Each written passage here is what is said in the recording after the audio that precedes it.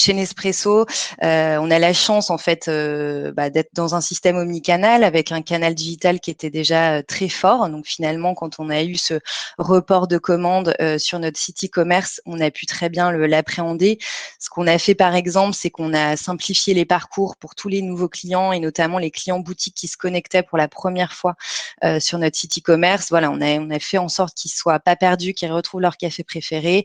On avait bien évidemment tous nos spécialistes café en ligne et via le chat pour les accompagner. Et ensuite, les challenges, là où il a fallu vraiment être agile, c'était plus sur la partie logistique qui a été compliquée. Et là, il a fallu être agile. Par exemple, on a utilisé 18 de nos boutiques, puisqu'on a dû fermer évidemment nos boutiques sur le premier confinement. Donc, 18 de nos boutiques ont été utilisées comme centre de préparation de commandes dans 12 villes, ce qui nous permettait d'être très agile et au plus près de nos consommateurs et de les livrer en vélo dans l'heure. Donc ça a été quelque chose qu'on a réussi à mettre en place assez rapidement. Et puis, je dirais que le deuxième volet, ça a vraiment été la communication à nos clients parce que c'est une période dans laquelle les gens étaient plus disponibles puisque à la maison, mais paradoxalement, ils avaient besoin de contenu qui leur permettent de s'évader, qui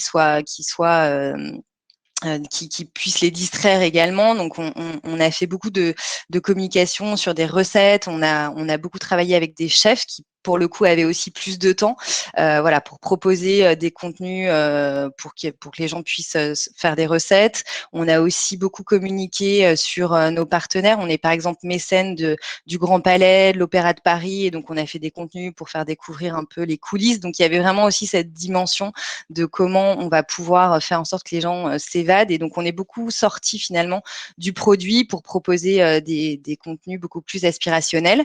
Et ça a très bien marché. Donc, c'est quelque chose qu'on va continuer, même dans un contexte aujourd'hui qui est un peu assoupli et on espère bientôt qu'il reviendra à la normale. C'est en tout cas une bonne pratique qu'on entend bien répliquer dans le futur.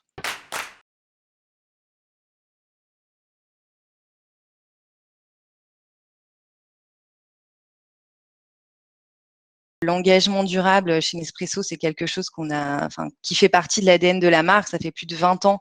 On est une des rares marques qui travaillons en direct avec nos caféiculteurs partenaires. Donc, on en a plus de 110 000 à travers le monde. Donc, on a 400 agronomes qui sont sur le terrain.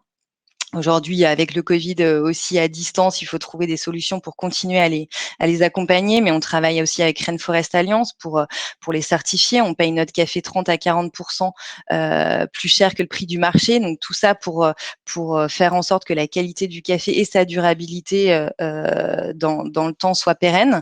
On s'engage pour le recyclage de nos capsules. Donc ça fait plus de 15 ans aussi qu'on met en place un certain nombre de systèmes pour faciliter ce geste de recyclage auprès de nos clients, puisque l'aluminium est 100% recyclable. Nos capsules sont également à 80% en aluminium recyclé. Donc voilà, je pense que c'est des preuves concrètes qui, au fur et à mesure, permettent de changer cette perception.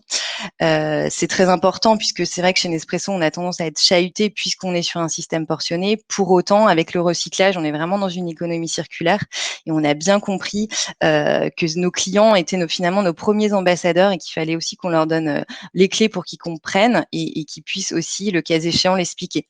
Et puis une preuve encore plus concrète, c'est que depuis 2016, notre café est neutre en carbone, c'est-à-dire qu'on a vraiment réduit un maximum nos impacts et on continue à travailler là-dessus et que pour le reste de nos émissions carbone, on compense à 100% nos émissions et ça passe notamment par l'agroforesterie. On plante 500 000 arbres par an, dont 30% sur le lieu même de nos cultures.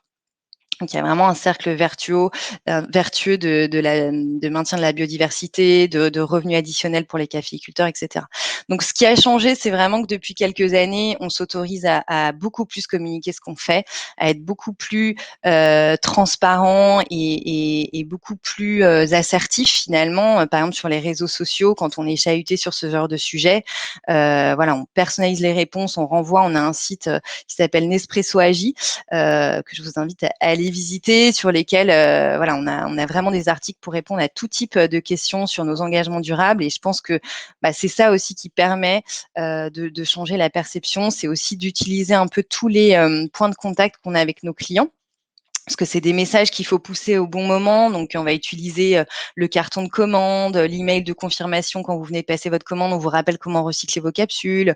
Du coup, je pense que voilà, à force de d'immiscer comme ça ces messages, on commence à avoir vraiment des bons résultats. Et puis, on va continuer à s'engager les prochaines années.